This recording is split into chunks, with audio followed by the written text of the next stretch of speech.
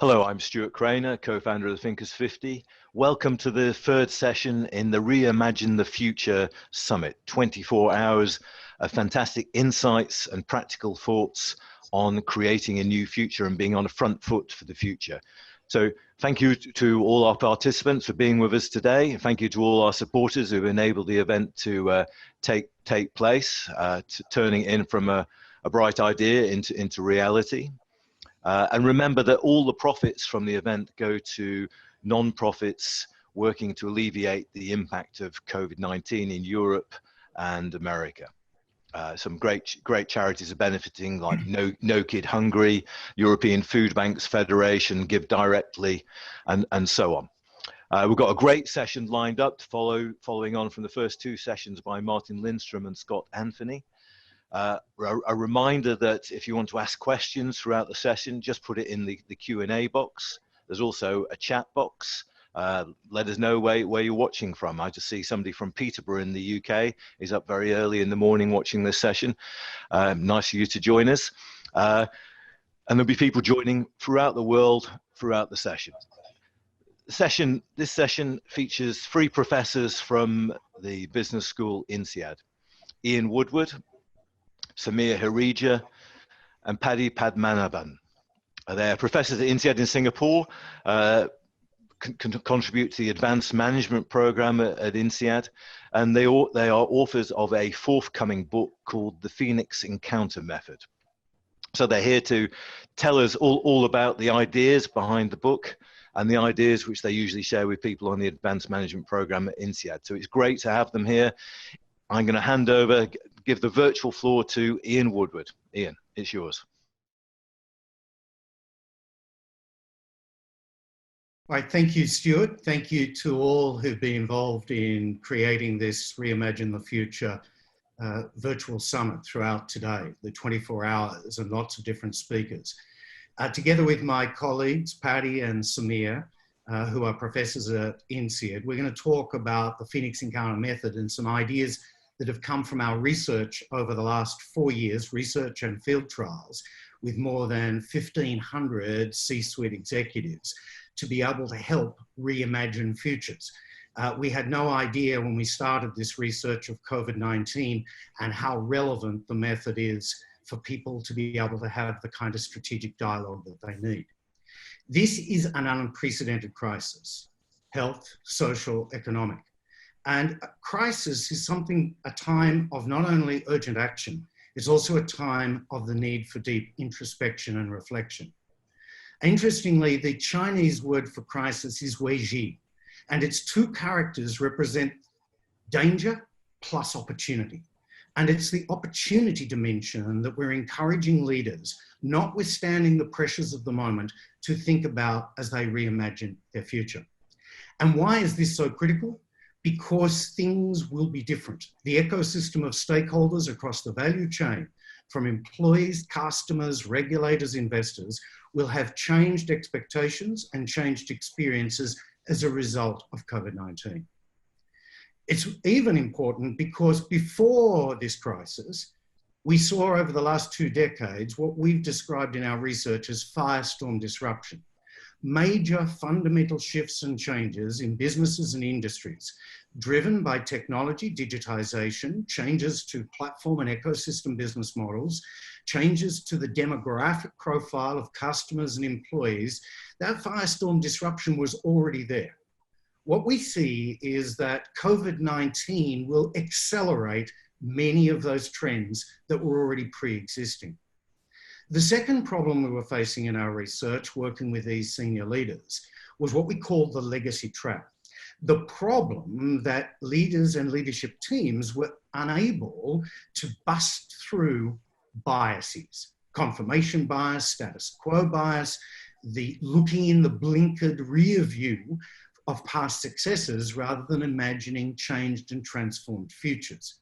So that was why we started to work on a method to break through the legacy trap and to take advantage of firestorm disruption.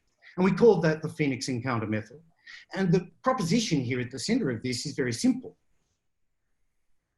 Burn your business to the ground and imagine rising phoenix-like from the ashes. And the imagination of this then feeds into debate, a wider range of strategic options and changes. And we've seen dozens and dozens and dozens of major businesses around the world use this methodology systematically to be able to create that wider option set and then come up with a set of tactical and strategic activities. And we'll share examples of that as we go through our presentation. But fundamentally, this encounter method relies on a principle we call radical ideation.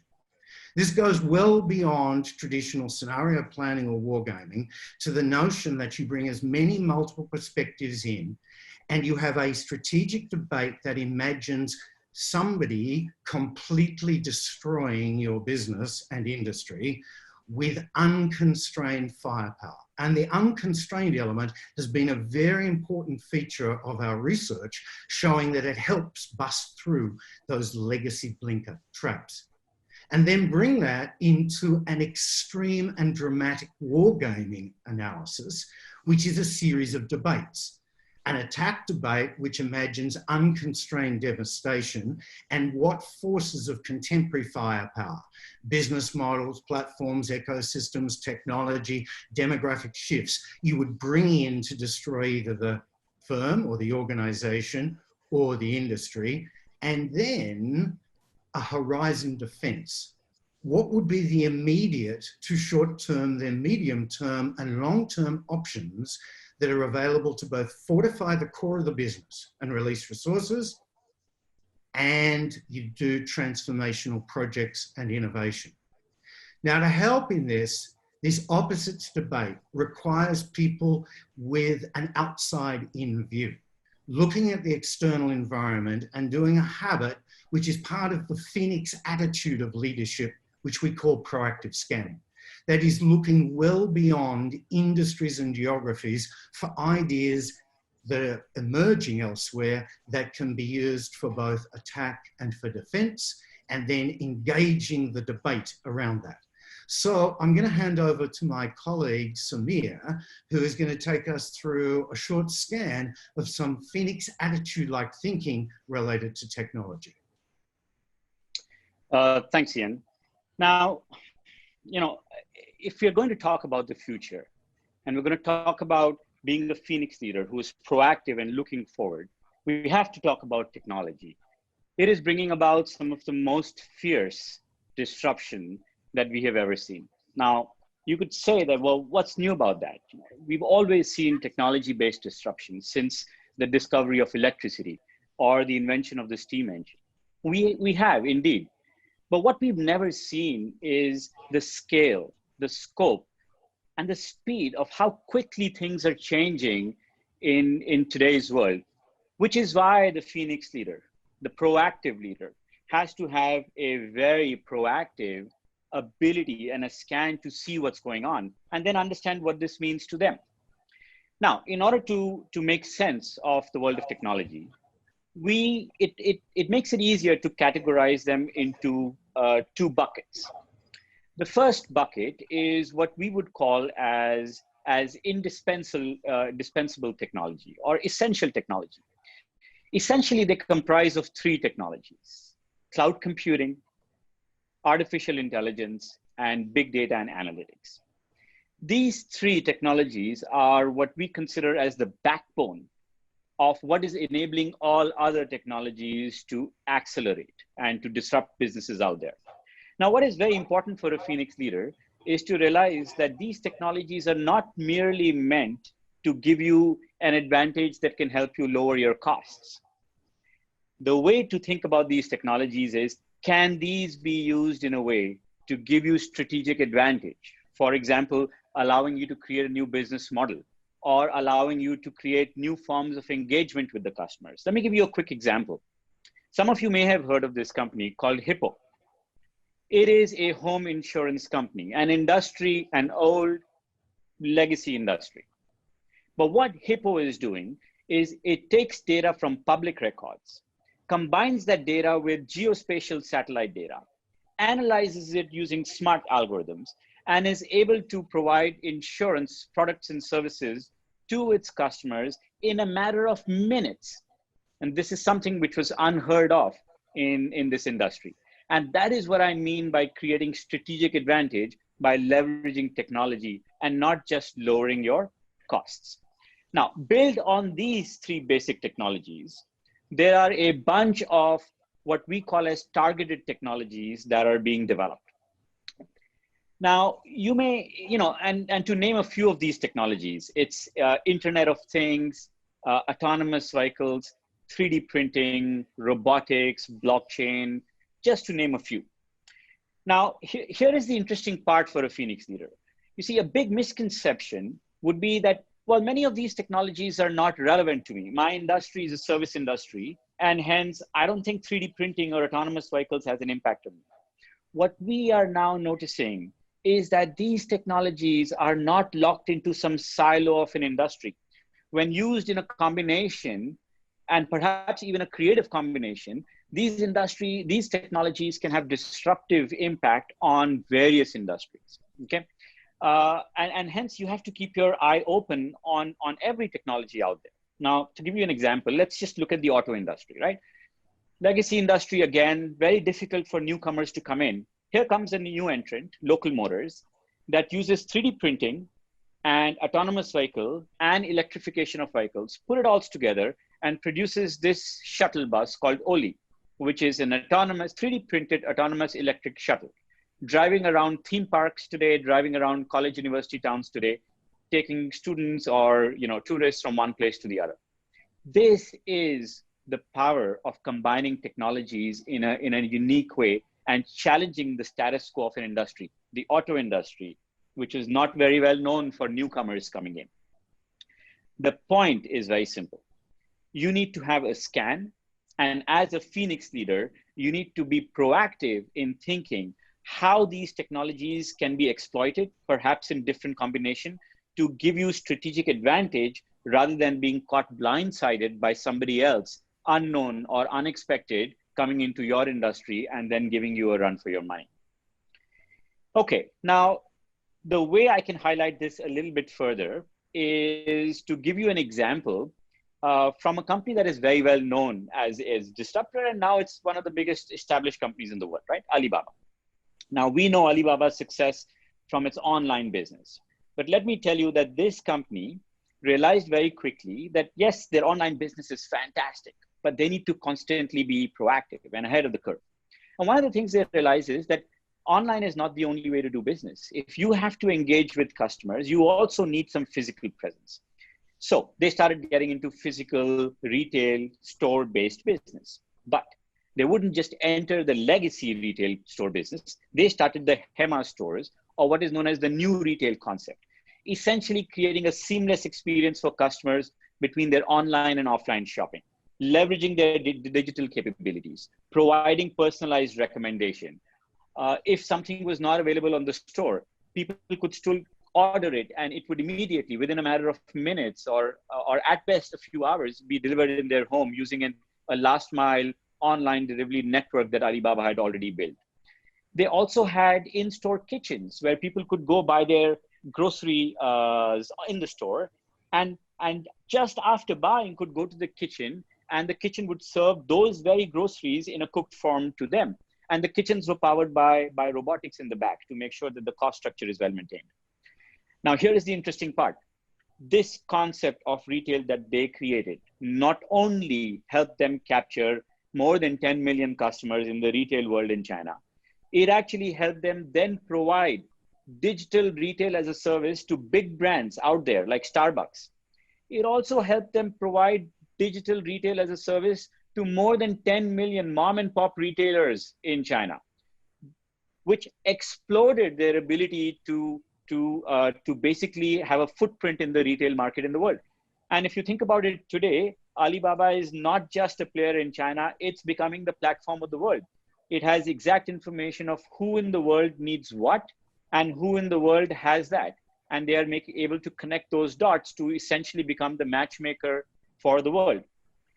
Even during the COVID crisis, this digital ability that Alibaba had created helped them manage the COVID crisis really, really amazingly. When the entire country was gone into lockdown, their digital capabilities helped it survive during the lockdown period, which we know many parts of the world were struggling with, right? Or are still struggling with. The point I'm trying to make, again, is very simple. Being proactive, understanding how technologies and business models can be combined, can be a way forward for Phoenix type leaders to make sure that their companies stay ahead of the curve. Now, what you've heard from me, folks, so far is sort of the supply side of the story. I've only talked about the technology and the adopters of the technology and what can they do to change their business models. But this conversation is incomplete till we don't talk about the demand side of the stories, the consumers. How are they going to interact with the technology? What are the things that they want companies to do for them? And once we understand both the supply and the demand side of the story, that's when we can start understanding how the paradigm of business is going to shift, especially as we come out of this crisis. That's when we'll understand how new ecosystems will be formed, especially as we come out of this crisis. And more importantly, if you have to be a Phoenix leader, what is it that you need to do to make sure that your organization is ahead of the curve rather than scrambling to catch up? And in order to talk about that part of the story, the demand part of the story, and then put it together in terms of what ecosystems will be created, let me hand over the baton to my colleague Paddy, who will take us through the next phase of this webinar.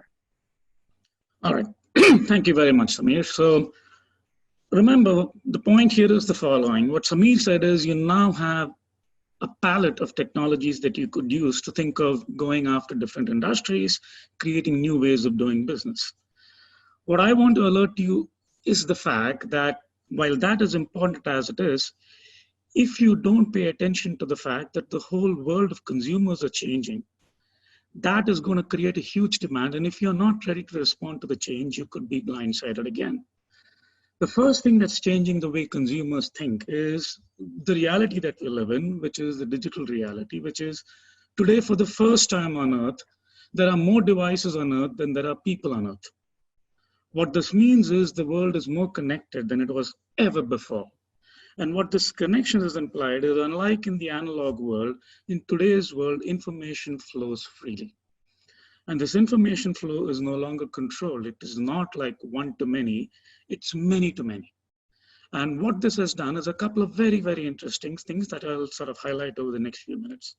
The first is it's basically led people to ask the question, can I reimagine the future? Do I need to keep doing things the same way I used to do it before, or can I actually do it differently? It also then leads to the next question, which is, beyond just doing things differently, the new world of digital and social actually allows you to do different things than you could do in the analog world. And the best way to exemplify these two is to actually take you through two examples. The first is a company called Glossier. This is a company that does cosmetics, focused largely on women. But what this company does is completely different to what you might see with an Estee Lauder or an SK2 or even a Sephora. Most of the traditional business industry is very brick and mortar, very detail oriented. That's the way they do it. Glossier has none of those things. They do cosmetics, they do it through social media. Everything is digital, and this company is a unicorn. And if you think this only happened in the developed world, let me give you another example which comes from the developing world. And this is a company called Tringo, in an industry that's about as old as it comes, which is agriculture. Now, Tringo is from India, and those of you who've been to India and the emerging markets will realize one of the characteristics of those markets is farmers have very, very small land holdings, with the end result that they can't even afford, let alone think of buying mechanized equipment like tractors.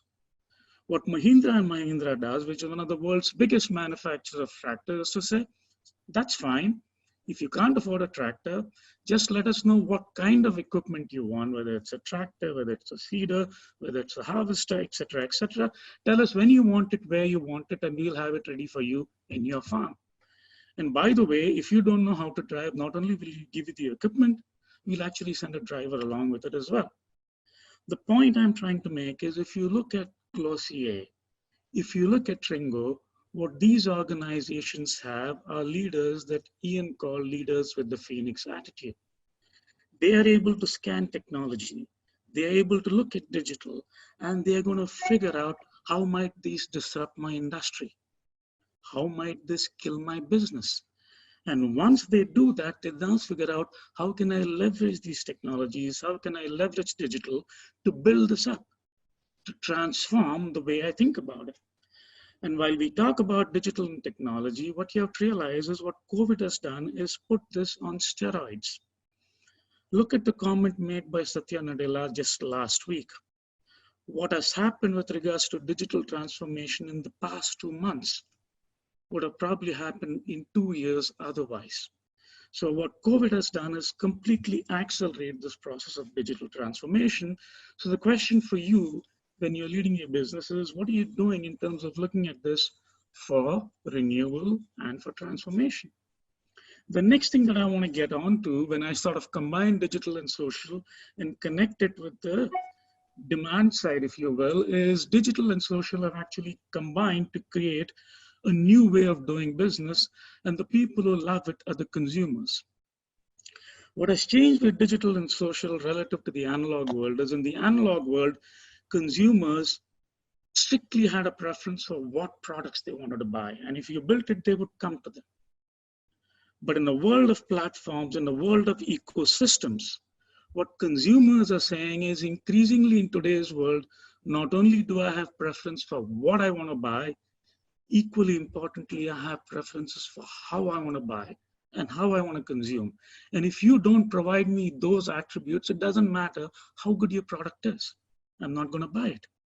So satisfying customers in today's world has become a lot more difficult because they not only want quality, they want traceability, they want visibility, they want availability, they want delivery. And the beauty of the platform ecosystem model is it can do this all. It can do this with a one-stop shop. This one-stop shop reduces, if not eliminates, all the frictions and transactions of the analog world. More importantly, this one-stop shop creates network externality effects that allow these platforms to run their businesses using economic models that are completely different from the analog players. And the last thing that makes this such a powerful model is once you do a one-stop platform ecosystem, you have a fantastic wealth of data. And the possibilities of the data are best illustrated by this company called Ping An. This was a company that used to make insurance. They basically have completely digitally transformed the business to the fact that today Ping An is not just in insurance, it's in banking, it's in finance, it's in healthcare, it's in entertainment, it's in housing, it's in auto, it's got a whole peer-to-peer setup.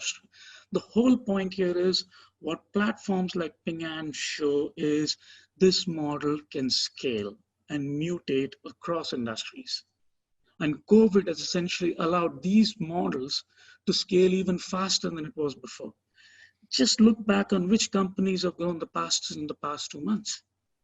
It's Amazon, it's Shopify. In fact, Shopify has grown even faster than Amazon. It's Alibaba, it's Grab, it's Jio. And the point you have to realize is the companies that run platforms can mutate across not just industries and sectors, they can mutate across geographies. And that's the last part I'm going to get at to, which is to say some of the most innovative things that are happening with regards to platform and ecosystems and digital and social is actually in the emerging markets. For those of you who've been to emerging markets, you realize they always have a lot more problems than developed markets. But the beauty of digital and social and platform and technology is they allow these emerging markets to pole vault over their infrastructure deficits, with the end result, some of the most innovative thinking and doing in terms of reimagining and transforming are actually happening in these geographies. Everybody talks about China, so let me give you 2 examples from India. The first is a company called Baiju, okay? Baiju, think of Baiju, they are a learning app, think of them like the equivalent of Netflix, but for education. They run a freemium model, which allows people to come on board free, look at their content, and then if you like it, convert it to an annual membership. The beauty of their concept is such, and the beauty of their content is so good, people who come on to freemium actually convert to an annual subscription. And the annual subscription is more expensive per year than Netflix. And the beauty of their model, which allows them to be a profitable unicorn, is that once they make the content, the shelf life of this content is long-lived. It's unlike Netflix, where they have to keep creating new content every season. So what you have is Baiju leveraging the content, leveraging the economics to become profitable. The other example is a company called Rebel Foods, which many people have not heard of. They are the world's biggest internet restaurant. They are out of India. And those of you who've heard this, you will realize that in the world of business, imitation is the sincerest form of flattery. And if you look at the Rolodex of imitators of Rebel Foods, the list includes Uber Eats, it includes Deliveroo, it includes Grubhub, it includes Meituan, it includes Cloud Kitchen. The point here is some of these new upstarts in the emerging markets are growing and scaling like there's no tomorrow. And what you have to keep in mind is the founders of these enterprises are a bit like the virus of COVID. They really don't care about boundaries. So the question for you is, even if you're not interested in emerging markets, are you scanning? Because they could be in other markets very soon. And in particular, what are you going to do to figure out what do these things mean as they relate to you in terms of figuring out how might this disrupt your business? What does this mean in terms of renewal of your business? And what does this mean in terms of the transformation of your businesses to make it future ready going forward? Ian, over to you. Thanks, Paddy. So one of the things with Phoenix-like leaders that we've seen is the idea that they stretch the boundaries of their option set. And a really dramatic example of this was about 2.5 years ago. We had the CEO of a major hospital in the Asia Pacific region. And they went through an encounter exercise that included an attack that involved an Ebola-like virus suddenly being in the community and being massive stretch on healthcare. Who would be the successful hospital and medical provider in that environment? Now, as a result of the extreme attack, that leader and their leadership team developed a series of potential options, starting with pilot projects, specific pilot projects in using robotics for service delivery within the hospital for safe and sanitation reasons. Secondly, the utilization of a pilot in artificial intelligence, not only for patient monitoring, but for data analytics that monitored quality control. And thirdly, a re-optimization of the supply chain to be able to have a range of possible backup service providers for critical infrastructure and supplies. Now, this particular hospital and the leaders are now paying a benefit to those people that they're serving because they had those pilots running. And they were imagining that future 2.5 years ago. So in your own leadership team, who is taking responsibility for insight generation? The scanning of the environment to find out what is happening elsewhere at the moment and what trends might be emerging relating to customers, employees, supply chain, technology utilization, accelerated digital transformation, and who is creating those insights, capturing them, and then sharing them as part of an ongoing leadership dialogue. Because Phoenix-like leaders want as wide an option set first, and then they subject to stress test it. And this requires the opposites debate. And at the center of the psychological research we've done on this with leaders, it's busting through that blinkering, that looking in the past, that legacy trap. It's not a comfortable thing for a senior leader to be confronted in a debate that says, I disagree with you, this is old world thinking. But the Phoenix-like leader gets with resilience and courage through that emotional state and enters into a constructive dialogue. For this, diversity of views and opinion is absolutely central. And the opposites debate needs to be structured and it needs to be methodical. Our research has shown that a lot of processes of strategic dialogue are too specific to an industry.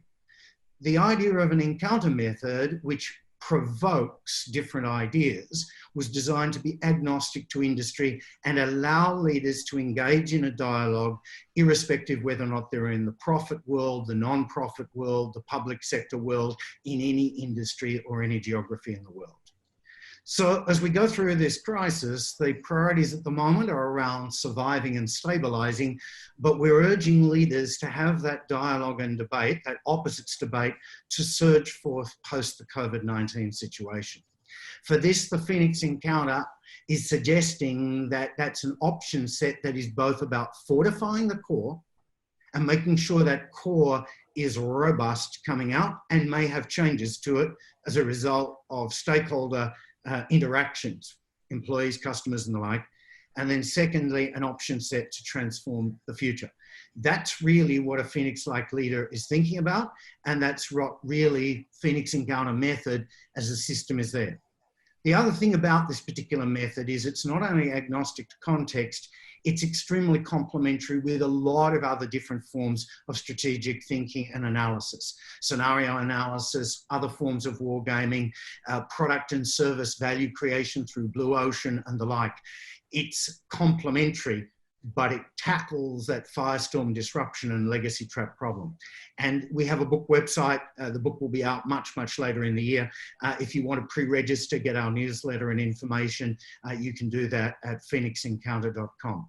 So Stuart, we hand back to you until I know a lot of questions are there. And thank you for the opportunity about participating in this as part of the ideas mix of the day.